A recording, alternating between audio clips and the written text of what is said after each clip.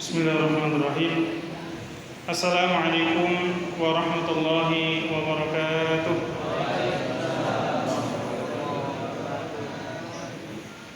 Salah satu tanda dari penghuni surga adalah dengan senantiasa mendatangi masjid.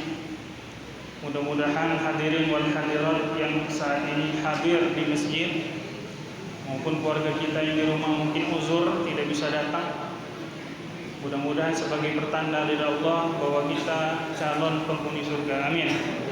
Amin ya rabbal alamin. Alhamdulillah, alhamdulillahilladzi an'amana bi ni'matil Islam wa arsyadana bi tariqis salam wa anzala ilaina khairal kalam wa huwa al-Qur'anul Karim. Asyhadu an la ilaha illallah wahdahu la syarika lah wa asyhadu anna Muhammadan abduhu wa rasuluhu la rasula wa la nabiyya ba'dahu. Amma ba'd. Alhamdulillah, kita bersyukur kepada Allah Subhanahu wa taala dikumpulkan di tempat yang mulia, di waktu yang mulia, di bulan yang mulia, yang mudah-mudahan Allah muliakan kita semua. Yang kita harapkan dari Allah Subhanahu wa taala ampunan rahmatnya dan dijauhkan dari api neraka. Amin amin ya rabbal alamin. Izinkan saya pada kesempatan kali ini, barangkali yang saya sampaikan ini hal yang biasa kita lakukan, tetapi banyak sekali manfaat serta keutamaannya. Maka izinkan saya tema kali ini rahasia dan keutamaan membaca surat Yasin. Apa sih rahasia dari membaca surat Yasin? Ada yang tahu, Pak? Bapak Ibu ada yang tahu? Yai-nyai, mance-bice? Ada yang tahu rahasia membaca surat Yasin? Iya, karena rahasia udah pasti dikasih tahu kan. Jadi kita bahas yang keutamaan surat Yasin. Bapak Ibu yang dirahmati Allah, apa dia keutamaan surat Yasin? Surat Yasin ini adalah surat yang ke-36 dengan jumlah surat 83, diturunkan di Mekah lebih dahulu ketimbang surat Al-Baqarah. Jadi kalau sebelum surat kita baca surat Al-Baqarah itu susunan Qur'annya, tapi turunnya itu di Mekah. Ya, Yasin diturunkan Allah Subhanahu wa taala di kota Mekah sebagian besar. Ya, bahkan sebagian mengatakan kebanyakan turun di Mekah Mukarramah. Maka disebut dengan suratul Makkiyah. Nah, Bapak Ibu yang dirahmati Allah Subhanahu wa taala, satu saja saya bahas tentang sebab nuzulnya. Dahulu para sahabat itu banyak rumahnya jauh dari masjid, Pak, ceritanya. Ya mungkin cak kita ini ada yang di ujung itu ya. Nah, masalahnya dulu ada katik motor, sepeda ada katik, motor ada katik. Paling ada unto. Nah, unto itu Pak kalau ada katik tempetannya, ya tempat untuk ngikatnya, ucul. Nah, bahasa kita kan ucul, alias lari. Cepat dia hilangnya itu. Nah, maka sebagian mengharap cak mano kalau rumah kami ini dipindah dekat masjid. Kepengen agar dipindahkan rumahnya ke masjid. Allah Subhanahu wa taala menjawab dari pertanyaan dan kehendak serta keinginan dari kaum muslimin saat itu, maka Allah turunkan ayat yang ke-12.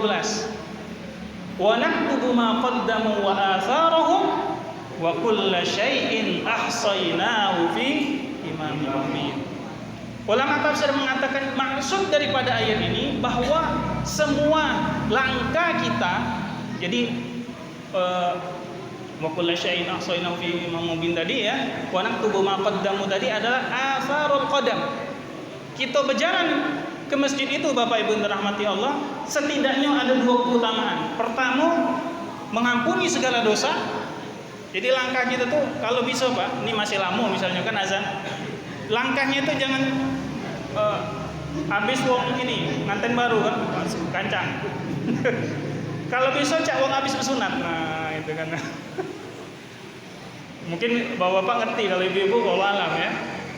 Agar kenapa? Karena setiap langkah itu ada ampunan. Satunya lagi, langkah yang satu lagi adalah maghfirah dan diangkat di derajat oleh Allah Subhanahu wa taala. Satu ampunan, satu diangkat derajat. Satu derajat itu dijelaskan oleh para ulama, satu derajat itu bagaikan langit dengan bumi jaraknya, Pak. Allahu Akbar. Utamaan tadi. Cuma kita tuh sengaja Allah kasih lihat ke sebab takabur pula gitu kan. Nah, kami yang paling rumah jauh nih banyak nih kan.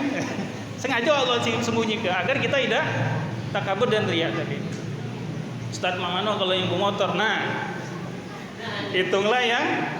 Kan biasanya ada tuh itu meterannya tuh kan. Allah alami mungkin dihitungnya di puterannya ya, atau dibeli bensinnya, mungkin lebih bermodal yang pakai motor gitu. Itu keutamaan salah satu sebab nuzul daripada surat Yasin. Dalam hadis yang sahih diriwayatkan oleh Ibnu Hibban di dalam Bulughul Maram dan di beberapa kitab-kitab hadis lainnya diungkapkan, inna likulli syai'in qalbun wa inna qalbal qur'ani Yasin. Sesungguhnya segala sesuatu itu ada intinya, ada hatinya. Maka inti daripada Al-Quran, hatinya Quran, yaitu surat Yasin. Jadi kita baca Yasin itu ngapa? Karena inti daripada Quran. Dalam hadis lain mengatakan, inna qalbal Qur'ani Yasin, ya sesungguhnya hati daripada Quran itu adalah Yasin, intinya adalah Yasin. Maka iqra'u ala mautakum Yasin. Bacakanlah surat Yasin terhadap mayit-mayit kalian, jenazah-jenazah kalian. Makanya di dusun kita bil khusus kita baca surat Yasin. Pak Bu, mohon maaf ini saya hanya bacakan dari sekian banyak. Kurang lebih ada 270 hadis.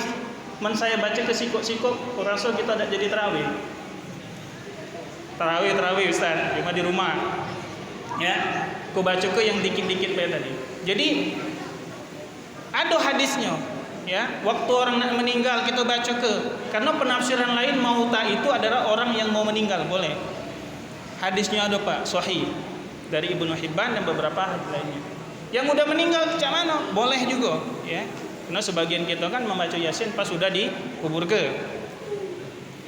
Keutamaan yang kedua bahwa karena Nabi sallallahu alaihi wasallam yaqra'u Yasin fil fajri. Bahwa Nabi sallallahu alaihi wasallam selalu baca surat Yasin ketika sholat subuh. Oi Ustaz, geger ini jengkuk. Yasin 83 ayat. Geger, tahu ya geger ya? Itu kan. Maka banyak yang yai itu tadi kan. Makanya tidak dibaca Yasin. Cukup bismillahnya be. Bismillah habis itu surat pendek. Iya, ada dua surat Qaf itu rakaat pertama, rakaat kedua surat Yasin. Itu Nabi sering baca. Dalam hadis ada yang mengatakan karena Nabi sallallahu alaihi wasallam ahyanan, jadi sering kali baca fi subhi, waktu subuh baca surat Yasin. Jadi habis subuh Pak salat subuh, belum ke sawah, belum ke rawang, belum ke lembah, baca surat Yasin. Sebab dalam hadis lain walaupun hadisnya dhaif tapi bagus untuk kita baca, Yasin liman quri'at lahu au fi maqalan Nabi sallallahu alaihi wasallam. Fadilah Yasin itu kalau kita baca sesuai dengan kehendaknya. Jadi kalau kita niat hari ini pengen rezeki kita lancar, baca Yasin, insya Allah dikabulkan oleh Allah. Hari ini aku nih mencaknya itu nih udah akhir Ramadan ya.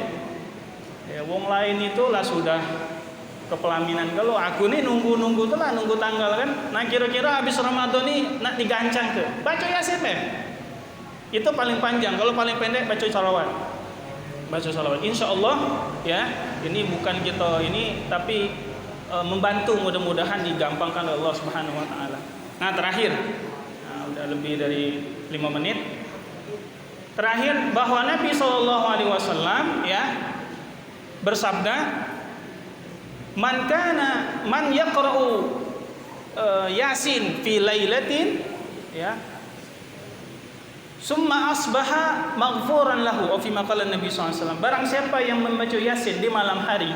Jadi misalnya malam ini kita baca Yasin, Pak. Besok pagi harinya maka seluruh dosa-dosa kita diampuni oleh Allah. Amin. Masya Allah ya Pak ya. Begitu luar biasa fadilah daripada surat Yasin ini. Jadi itu sebagian tadi. Nah, yang lainnya tadi mungkin itu di lain waktu karena banyak lagi fadilah-fadilah yang lainnya. Ya, mudah-mudahan Allah Subhanahu wa taala mudahkan kita dalam beramal soleh, diterima amal ibadah kita, dimudahkan dalam urusan, dan diberkahi semua yang Allah berikan kepada kita dari rezeki-rezeki yang ada. Wabillahi taufiq wal hidayah wa ridha wal inayah. Wassalamualaikum warahmatullahi wabarakatuh.